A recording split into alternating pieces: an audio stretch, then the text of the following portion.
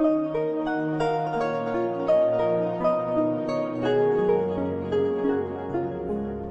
Rueda del Misterio, dirigido por Miguel Ángel Pertierra, música original de José Luis López Durán.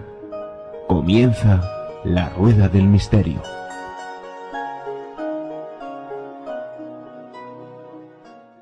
Hola amigos de La Rueda del Misterio, bienvenidos a este espacio especial de colaboración, donde Isarpe y La Rueda del Misterio en este Poder del Espíritu se unen aquí con un servidor, Miquel Lizarralde, trayéndoos temas muy interesantes sobre las artes adivinatorias, sobre las terapias alternativas, sobre diversos temas que nos parecen interesantes y con profesionales punteros. Hoy tenemos con nosotros a Iñaki Pérez de Arrelucea Echarri. Bienvenido, Iñaki. Muchas gracias, Miquel. Iñaki, hoy nos va a estar hablando del mindfulness, del duelo y terapias relacionadas o técnicas relacionadas. Iñaki a ver si lo digo bien, Iñaki, que tu currículum es muy extenso. Diplomado en Ciencias de la Educación por la Universidad del País Vasco, máster en Duelo, Pérdidas y Trauma por el IPIR, el Instituto de Psicoterapia Integrativa Relacional y también la Universidad de Barcelona, y experto en Mindfulness por la Universidad de Zaragoza. Vaya currículum, Iñaki. Y muchos más que no decís, Iñaki. Si alguien quiere saber de ti, tienes una página web, ¿verdad? Sí, tengo una página web que es iperediarrelucea.com. iperediarrelucea.com. Y si alguien quiere mandarnos consultas, peticiones, si alguien quiere comentar o sugerir un tema, ya sabéis, el poder del espíritu el poder del espíritu @laruedadelmisterio.es, y Isarpe, ya sabéis, www.isarpe.org. Iñaki, vamos a empezar, si te parece, hablando de la meditación. Tú llevas casi 40 años guiando a personas en meditación y también con Tai Chi, Qigong. Fuiste una de las personas precursoras, introductoras del Qigong, del Tai Chi aquí en San Sebastián. Cuéntanos cómo llega en aquella época, además, ¿no?, que hablamos de una España mucho más cerrada, donde no había mucho contacto de Oriente, o que pocas cosas de Oriente llegaban. ¿Cómo Iñaki llega a estar en contacto con ese mundo? Bueno, antes que nada quiero decirte que 40 años no llevo yo llevando gente en el mundo de la meditación. 40 años, 38 para 39, son los que llevaría yo formándome. O sea, yo empecé hace 39 años ya con mi maestro Nomiya Lasal, con Hugo Nomiya Lasal, en el mundo del Zen. Vamos, yo entré en el mundo de la meditación, las artes marciales, el Tai Chi y todo este mundo debido a que mi familia, por parte de madre, viene de las Islas Filipinas. Y quieras que no, el mundo oriental nos ha atraído sobremanera. Y habrá estado presente en tu día a día también, me imagino. Sí, una influencia total. Aparte, yo desde los 6 años ya mi madre me introdujo en el mundo del judo. Y a raíz de ahí se fueron abriendo diferentes puertas hasta llegar al día de hoy, ¿no?, en el cual ya con una edad determinada llevo grupos de diferentes técnicas, de diferentes cosas. Pero es verdad que fuiste uno de los precursores del Tai Chi de aquella época, que estamos hablando como del año, vamos a decir, 77, por ahí, ¿no? 78. A ver, yo creo que sí, por ahí serían del 76, 77... Y yo comencé, pero en realidad yo comencé aprendiendo con personas que ya practicaban Tai Chi en aquella época, y a raíz de ese aprendizaje que empecé en Donosti me expandí, como quien dice, me dividí yendo a diferentes lugares para ir aprendiendo. ¿Y cómo era en aquella época hablar del Tai Chi, hablar de la meditación? Hoy en día cada esquina tenemos casi un centro de yoga, pero entonces... En aquella época te puedo decir que en mi caso, en casa, se me decía que estaba metido en una secta, ¿no? Y les generaba bastante inquietud. Anda, y eso que venían del mundo oriental. Claro. Pero sin embargo, en la calle, cuando yo ya, al cabo de unos años, ya llevaba clases y llevaba grupos, se me llegó a acusar de estar metido en una secta y de ser el director de ella. O sea, en aquella época el hacer Tai Chi te señalaban con el dedo. Y no te cuento nada si encima aparte hablas de meditación. Entonces, meditación, el zen, todo eso era algo extraño todavía en este estado, ¿eh? En otros sitios no, pero desde luego aquí sí. No fue fácil. No estaba abierta a la gente. No, al menos en mi caso. Y Donosti no era un caso aparte, vamos. Donosti... Bueno, ¿y qué es la meditación? ¿Cómo lo podemos describir? ¿Para qué sirve? Bueno, cuando hablamos de meditación, me gustaría mucho más enfocar quizás el tema en la atención plena, ¿no? Lo que hoy en día podríamos decir mindfulness. Ajá. Y sí que es cierto que yo comencé desde un punto de vista con el Zen, mis comienzos son el Zen, Sí. y a partir de ahí budismo tibetano, taoísmo, para quitar lo que es el término meditación, podríamos decir un poquito más el término concentración, atención plena, el estar en el momento presente, ¿no? Que es lo que hoy en día se entiende más como mindfulness. Mindfulness. Pero mindfulness sería una característica más de la meditación. Sí, mindfulness, ser mindful, ser atentos, ser consciente, es una característica especial. En realidad es un modo de ser, un modo de vivir con atención. Y esto, con el tiempo, Sí. puede derivar a través de la práctica en lo que ya podríamos llamar meditación. Pero la parte básica y la parte necesaria para poder avanzar en este mundo, cuando digo este mundo me refiero en el mundo de la meditación. Sí. La primera y básico es mindfulness, o sea, atención plena. O sea, podríamos decir es sinónimo, atención plena de mindfulness. Sí, es la traducción no literal de lo que sería mindfulness, que en realidad es una traducción me parece que, bueno, no soy muy ducho porque no es mi estilo, pero es sati, me parece que es la palabra, se dice sati, y la traducción es mindfulness en inglés, y en castellano atención plena, aunque me gusta mucho más a mí decir conciencia plena. Hombre, suena de otra manera, conciencia plena. A mí al menos me gusta mucho más. Y cualquiera puede meditar, cualquiera puede hacer, o practicar el mindfulness. Sí, a ver, ya de por sí, todos de manera natural tenemos atención plena, todos de manera natural tenemos un mindfulness ahí. Cuando un escalador sube a una pared está en totalmente atención plena, ya que en ello está su vida también, ¿no? Y cuando un judoka está en pleno combate, también ahí puede haber un momento de atención plena. Cuando un deportista puede mantener, o sea, cuando está en el momento presente y solamente existe eso, podemos llegar a un momento de atención plena, en el cual luego también deriva lo que se llamaría el fluir, o que ahora también habréis oído por ahí también en lo que es el flow, el fluir. El flow. Sí, entonces, bueno, atención plena, mindfulness, es algo natural. Ahora bien, lo podemos cultivar más. Y, bueno, simplemente es el enfocar la mente, el mantener la mente de una manera consciente en el presente. Es estar con una aceptación, cuando estás en ese presente con una aceptación ante lo que está ocurriendo, sean pensamientos, emociones o situaciones en tu vida diaria, con curiosidad, apertura, y hay una característica también dentro de lo que es mindfulness, que sería ecuanimidad, ser ecuánime y no enjuiciar lo que está ocurriendo ni como bueno ni como malo. Es algo que hay que hacer hincapié. En definitiva, todo esto nos lleva a que ser mindful, ser atento, ser consciente, es un modo de ser. Es un modo de ser. Y que lo podemos cultivar, lo podemos generar, pero que también es algo que sin darnos cuenta en nuestro día a día lo estamos haciendo, ¿no? Cuando una ama de casa está fregando los platos, un jugador de ajedrez, me imagino que alguien que está haciendo un examen también está utilizando. Sí, totalmente la atención en lo que está haciendo y desaparece todo el resto y su momento es mindful. De hecho, me imagino, bueno, tú nos lo dirás ahora, ¿no? Sirve para ayudarnos a canalizar el estrés, sirve para estar más atentos. Como decíamos, alguien que quería, por ejemplo, estudiar o que quisiera estar más concentrado en un examen, ¿le podría ayudar cultivar esta técnica? Sí, le podría ayudar a ponerse delante del examen, a resolverlo, pero aparte de todo eso le podría ayudar, para mí es más importante quizás, a hacer el estudio, al estudio en sí. A ver, es ser mindful, ser una persona consciente es en sí, al fin y al cabo, una manera de ser y de actuar en tu vida.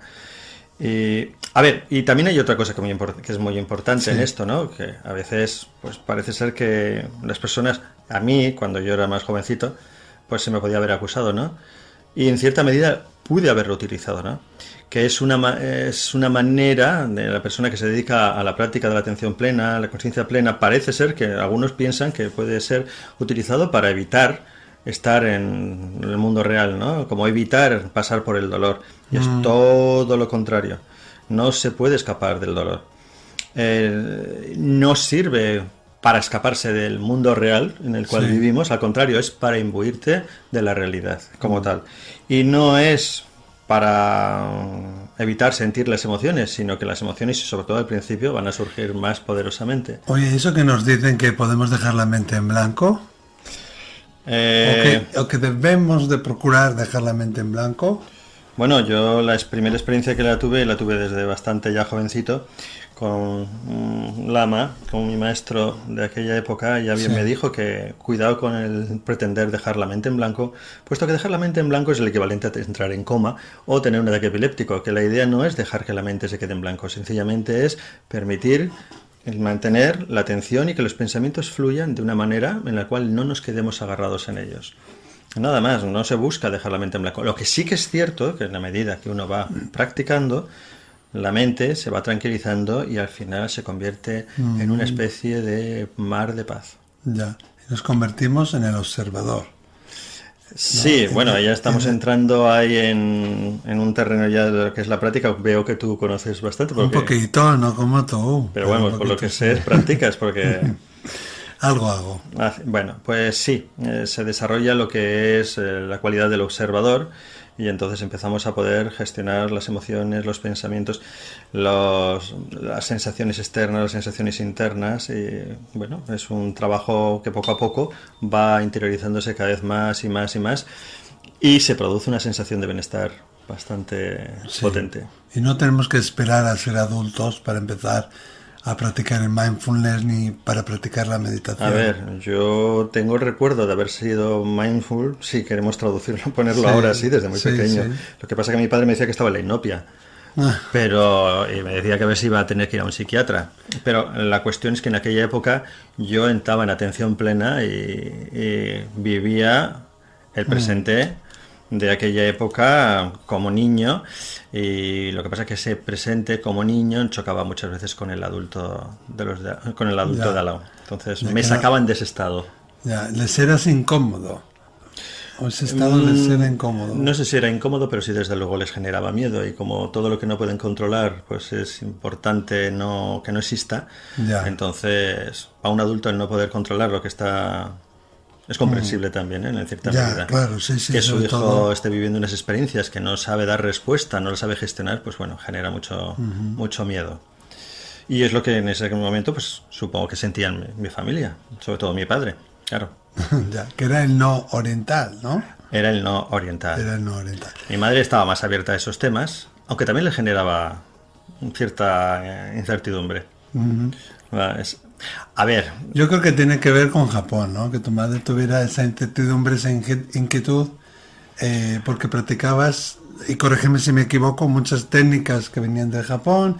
Ella como filipina había sufrido mucho pues a ver. manos de la invasión japonesa. claro, yo soy profesor de Aikido, soy tercer dan de Aikido, aunque ahora últimamente no estoy ejerciendo como tal, pero sí que es cierto que ya simplemente oír la palabra Aikido a mi madre le generaba, bueno, eso es japonés. Y Ya. una de las cosas que dijo es que ningún japonés va a entrar en casa, pero hay que entender que ella vivió unas experiencias muy traumáticas en Filipinas durante la Segunda Guerra Mundial.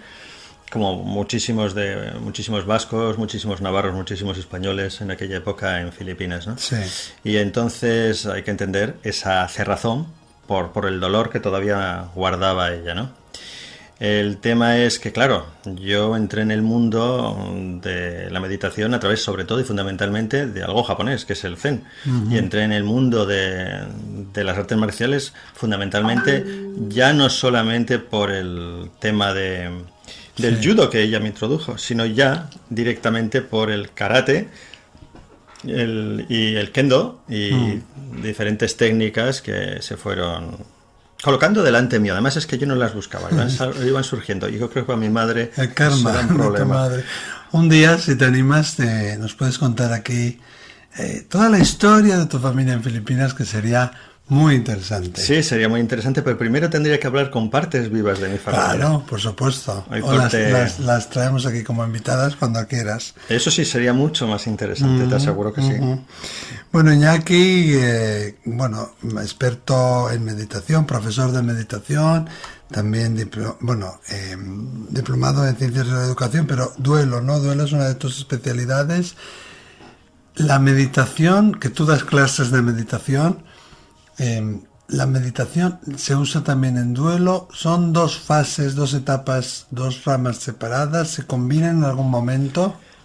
A ver, el tema de la meditación, el tema de la atención plena en el mundo, por así decirlo, cuando hablamos de duelo, si eres una persona que llevas con la práctica durante tiempo, o sea, que eres una persona que llevas practicando meditación, atención plena o otros sistemas, ¿no? Tienes la capacidad, la has podido ir desarrollando sobre todo, de aceptar las cosas según vayan llegando, ¿no? Con lo cual se suele decir que las personas que han tenido una práctica profunda de meditación, cuando ocurren eventos importantes en su vida, pérdidas, son más capaces quizás de ir asimilando esta pérdida, ¿no? Y rehacer la vida de una manera, suena un poco así, ¿no? Un poquito más fácil, ¿no? Que las demás personas que de por sí no tienen esta cualidad de la aceptación. Entonces, cuando una persona no ha hecho nunca una práctica de este estilo y tiene una pérdida, lo que no puedo llevarle y lo que no se puede hacer, bueno, igual hay alguna otra persona que lo hace, ¿no? Pero es evidente llevarle directamente a una atención plena, pues la atención plena lo que le va a llevar directamente es a un dolor que en estos momentos no está preparada para vivir. Esta persona lo que necesita es un proceso, y es ahí donde entra el acompañamiento y el asesoramiento en duelo. Sí. Ahora bien, si la persona está acostumbrada y está en la práctica, como ya te he dicho antes, sí, el proceso de aceptación es más rápido. Evidentemente, las 4 fases, que es con lo que yo trabajo, pues que es con lo que yo he aprendido, las llevará de una manera muchísimo más fluida, mucho más rápida. A ver, yo vengo... Sí, cuéntanos. No, yo vengo de un sistema he aprendido he estado durante 5 años aprendiendo con el Instituto de Psicoterapia Integrativa Relacional en Duelo, Pérdida y Trauma. Y luego me he hecho... Tienes un posgrado y un máster. Y un máster con ellos, sí, y la Universidad de Barcelona. Y es muy importante, ¿no? Encontrar un terapeuta, alguien que esté formado y que sepa lo que está haciendo. No cualquier terapeuta nos sirve, me imagino, ¿no? Sí. Bueno, quiero hacer hincapié que yo no soy terapeuta, yo me dedico al counseling. Acompañamiento, yo me dedico al acompañamiento, al asesoramiento y a estar con las personas. Cuando la cosa es más...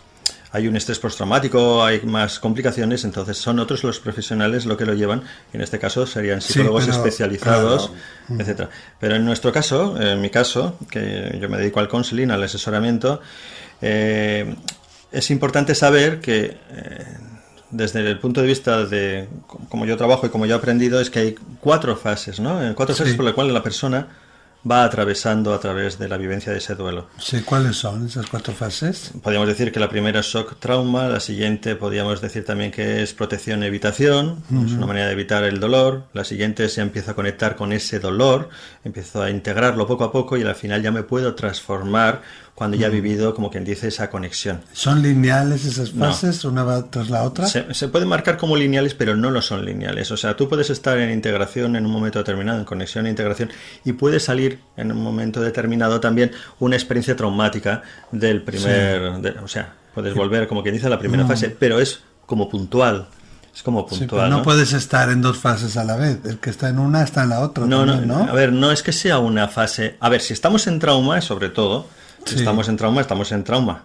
O sea, esa sí que es una fase clara de por sí. Que no significa que la muerte del ser querido haya tenido que ser traumática, ¿no? Sino que es un estado en el que la persona está. No, normalmente si estoy en trauma es porque la muerte del ser querido me haya provocado en sí un trauma, o porque el trauma se ha ido acumulando poco a poco. También puede haber un trauma con un enfermo de Alzheimer, o sea que puede ir generando con un enfermo de cáncer. Pero lo que sí es importante saber es que el sistema de 4 fases no implica que las 4 fases sean rígidas y estables y que vayas pasando de una a otra, pam, prácticamente. No. puedes estar pasando, cuando estás en trauma normalmente estás ahí, pero luego puedes ir pasando a la segunda fase, como dices, a protección, evitación, pasas a integración, pero de repente surgen cosas de protección e integración y se te van trabajando. Claro, esto es un proceso muy respetuoso con la persona y es su tiempo y es su momento el que va a ir marcando, el que vaya pasando por las diferentes fases. ¿Y cómo trabajáis con las personas? Bueno, ¿individual, en grupo? ¿Nos puedes dar algún ejemplo? Sí, normalmente cuando viene una persona a consulta, entonces lo que hacemos es hacerle una entrevista de acogida y esta entrevista de acogida puede ser un día o a veces se puede ir a 2 días, ¿no? Y según vamos viendo la entrevista de acogida, empieza poco a poco luego ya a verse ya, a ir desarrollándose o en individual o pasar a grupal. Pero vamos, normalmente vamos a tener que ver directamente cómo está esa persona, claro, y cómo se siente para poder saber si vamos a seguir trabajando en el individual o vamos a pasar a grupal. Claro, o quizás tengáis que derivarlo a otra persona, ¿no? Claro, si trae otro tema, aparte del que trae como duelo, sí, entonces inmediatamente, por ejemplo, por nuestro caso, lo pasamos a otros profesionales que tengan otra clase de... O sea, que le hacemos esa acogida, barajamos a ver, un poco evaluamos cómo está esa persona, en qué estadio se encuentra, cuál es su proceso, y ahí se decide si va a terapia individual o pasa a grupo, o si lo tenemos que derivar a otro profesional. Bueno, también es opcional, la persona a lo mejor no quiere pasar a grupal, ¿eh? O sea, ya. Y hay otras personas que les gusta mucho ir a grupal, ya que, antes de que me lo preguntes, sí, porque creo que me has sonrido como diciendo que vas a preguntarme, sí, eso, hemos intuido, cuando una persona va a grupal, la verdad es que es un proceso bastante poderoso para ellas. Estas personas llegan a un grupo en el cual las otras, las que tienen enfrente, las que le rodean, han vivido procesos parecidos al suyo. Entonces, no se sienten solas, sienten que las demás personas les entienden el dolor que están pasando. Es como un proceso de humanidad compartida, ¿no? Esas personas me sienten, esas personas me entienden y yo puedo compartir con ellos este dolor tan profundo que yo tengo. Como muros de carga o muros de apoyo.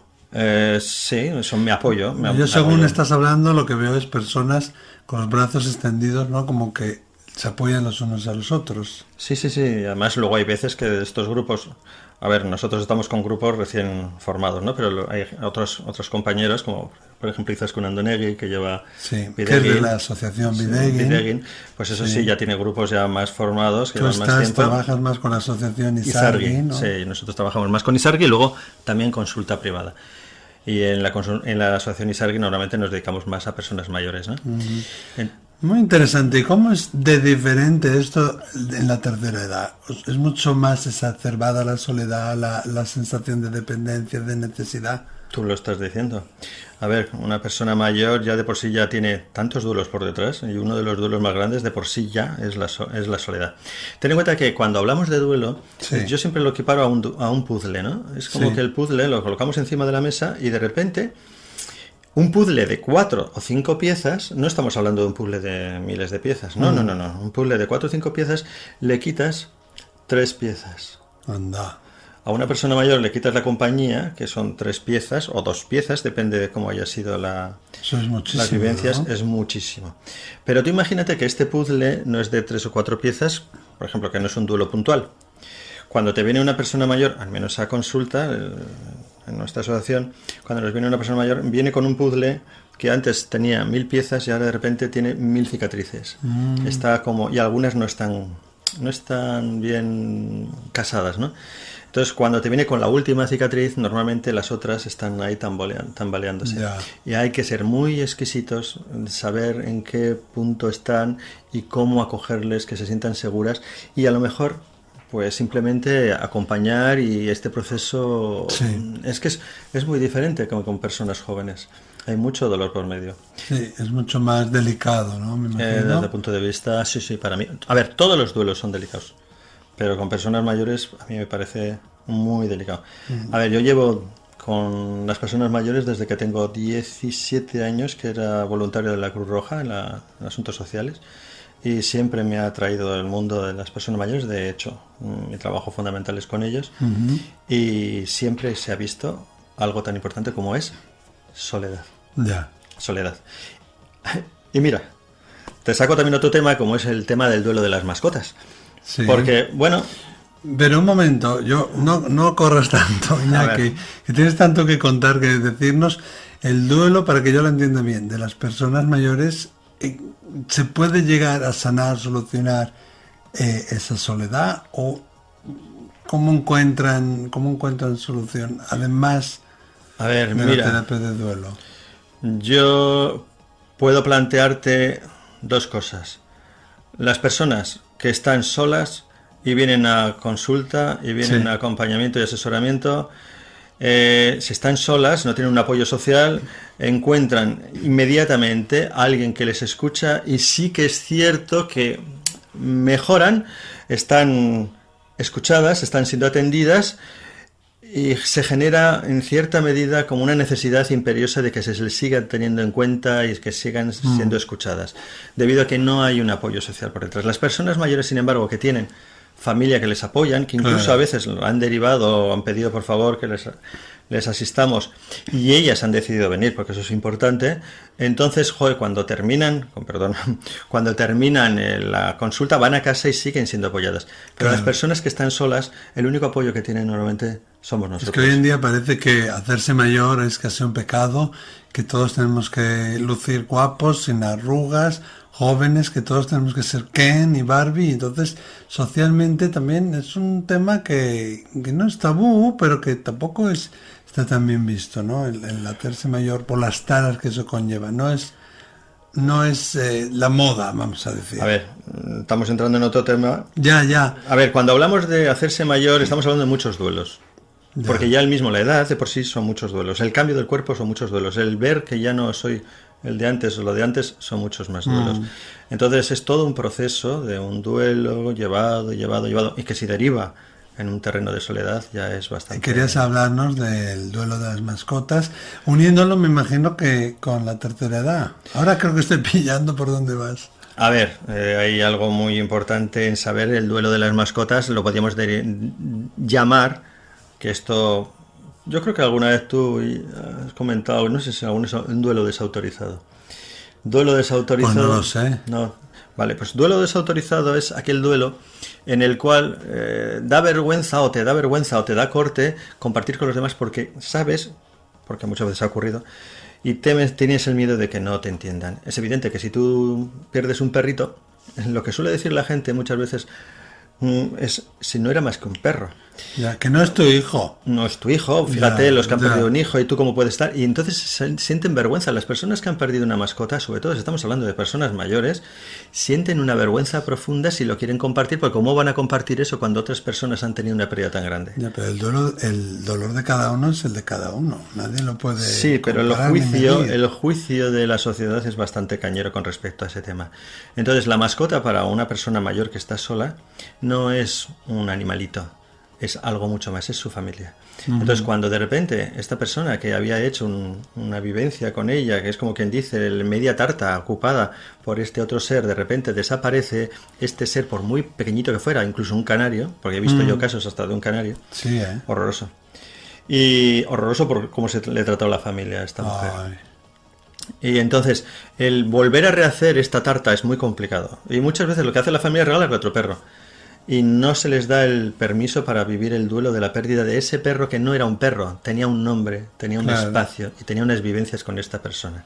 Entonces estos duelos, ya te digo yo, son bastante cañeros a la hora de vivir por estas personas. Creamos una situación peor a regalarle otro animal de compañía. Sobre todo porque no lo rechazan, pero lloran luego a escondidas. Ya.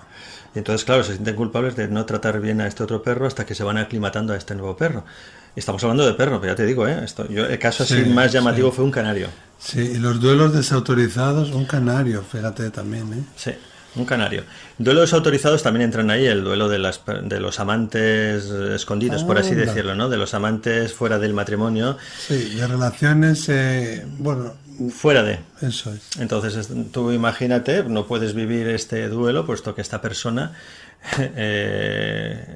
no compartía con la otra persona con la cual convivía pues sus vivencias contigo. Entonces, ese duelo para ti no es permitido. Tú no puedes ir al funeral, tú no. Y si vas, tienes que ponerte en una esquina que nadie te vea. No puedes hacer una serie de cosas que, si llega a ser lo oficial, pudieras hacer.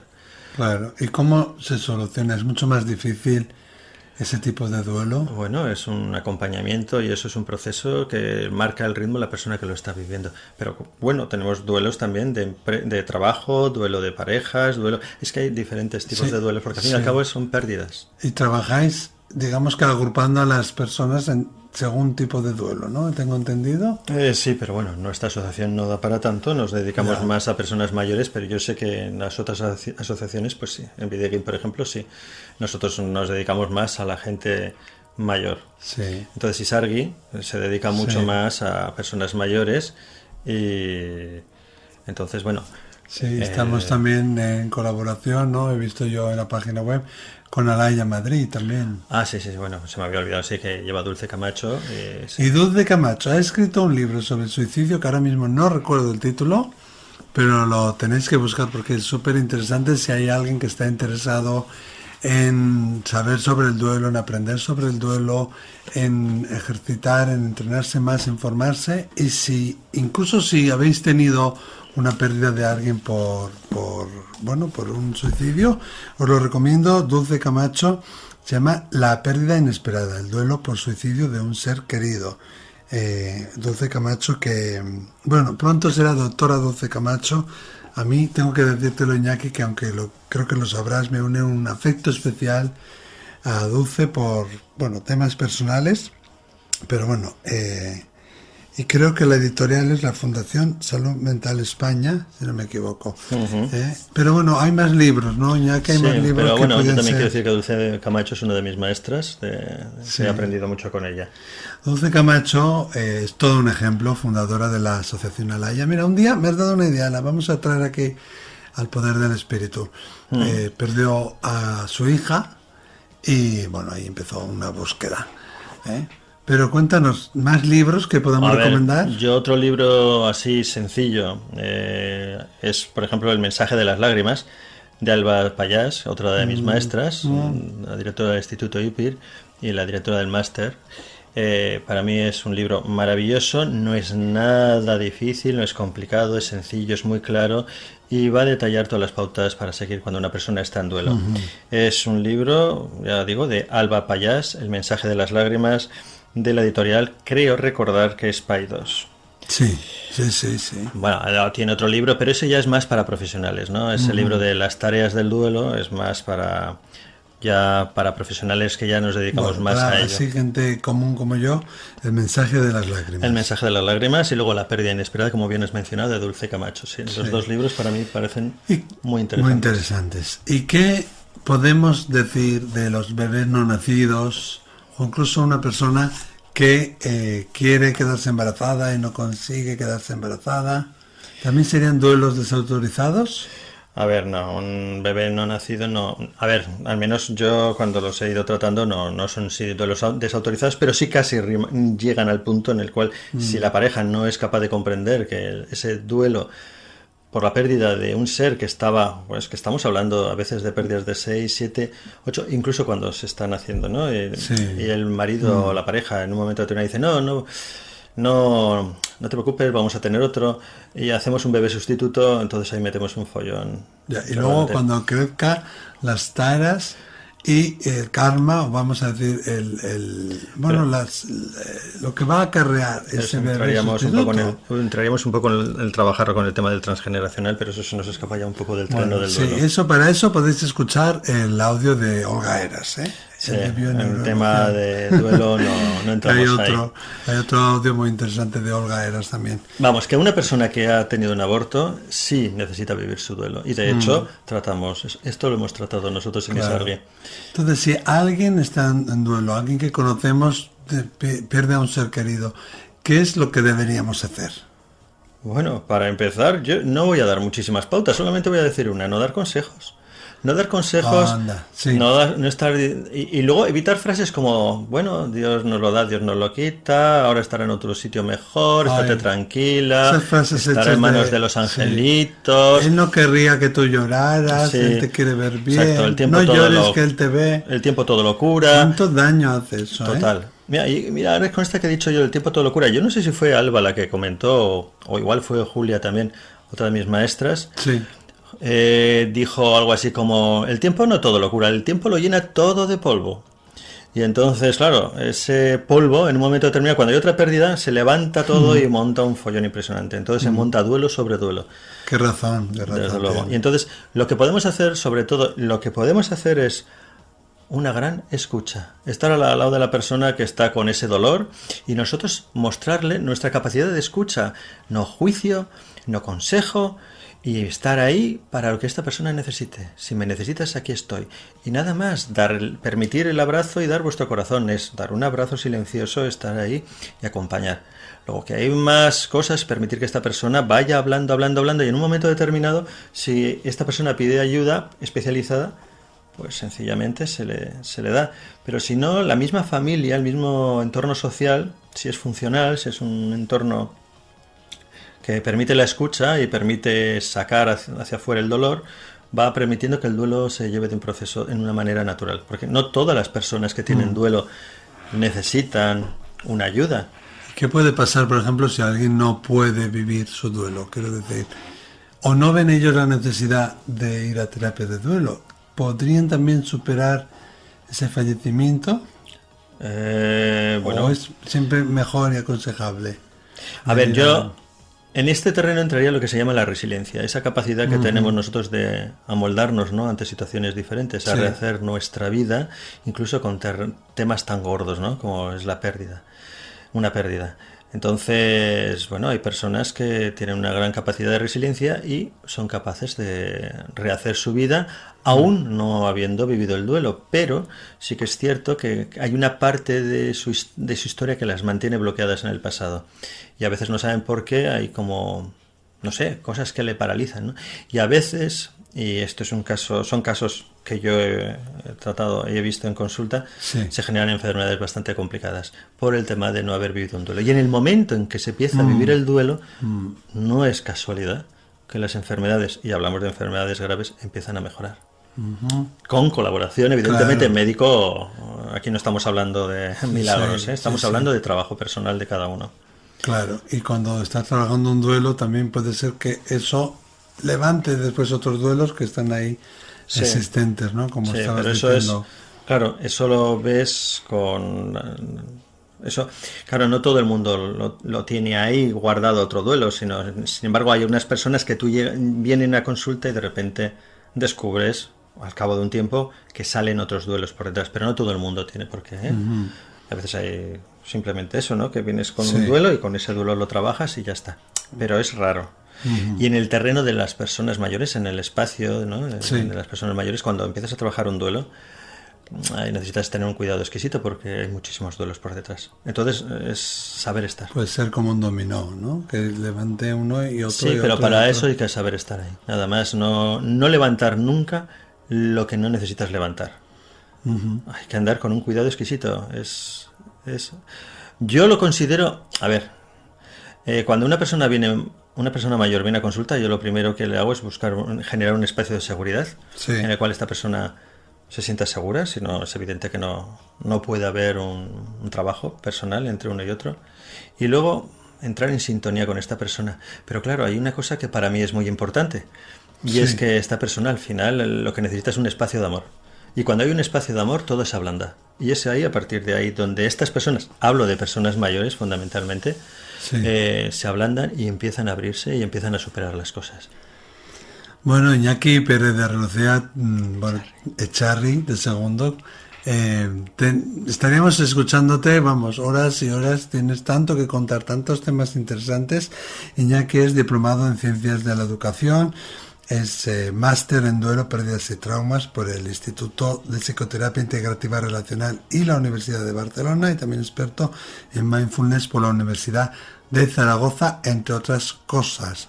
Das clases, das formación, acompañas en duelo, individualmente, en grupos. Estás muy activo trabajando con hogares del jubilado y con grupos de la tercera edad.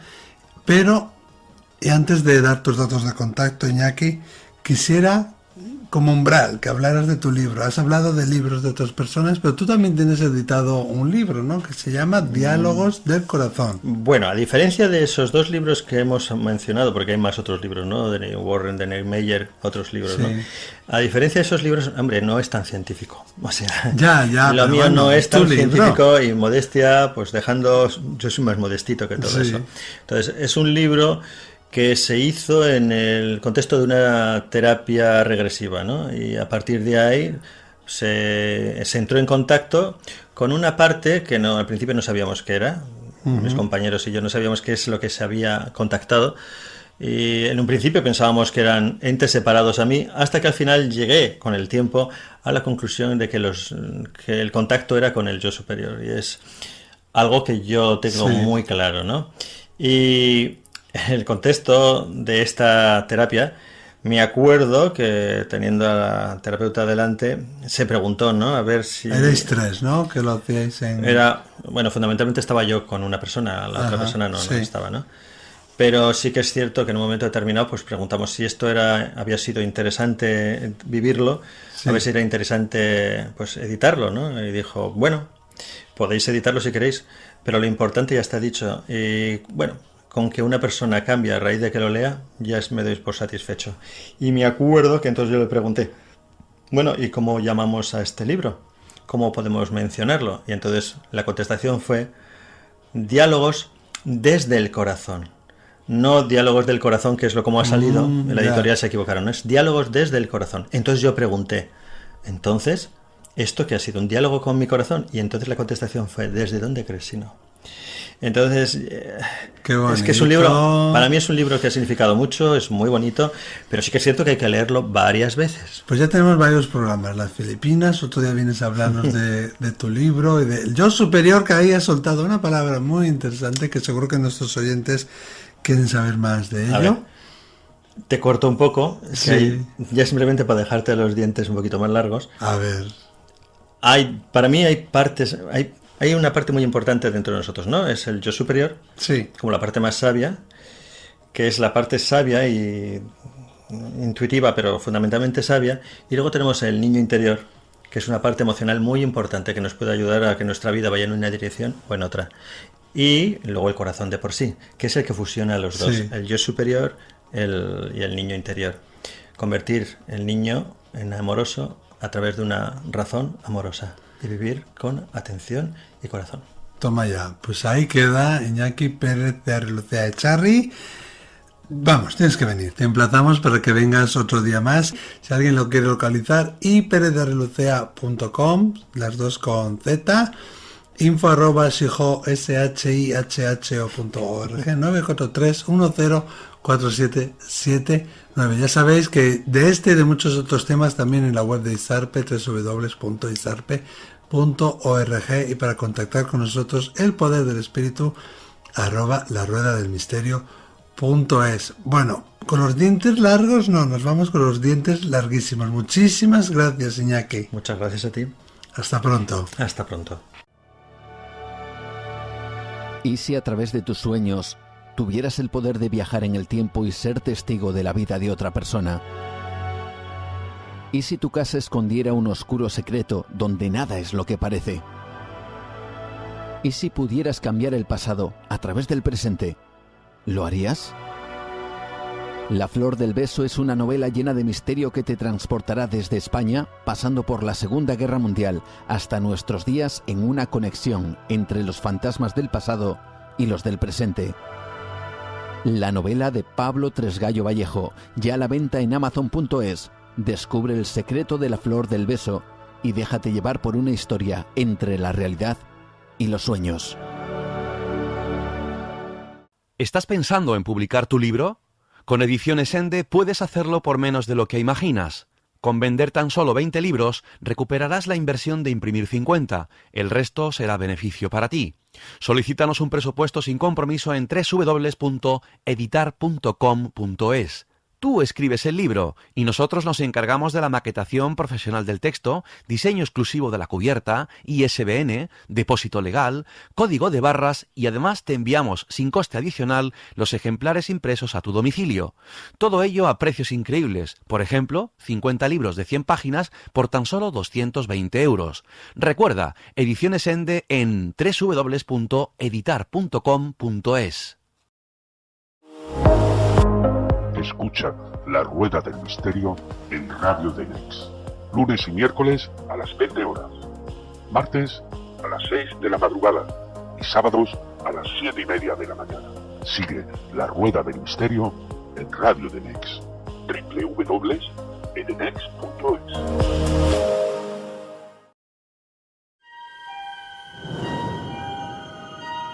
Escucha La Rueda del Misterio todos los miércoles a las 11 de la noche en misteriofm.com.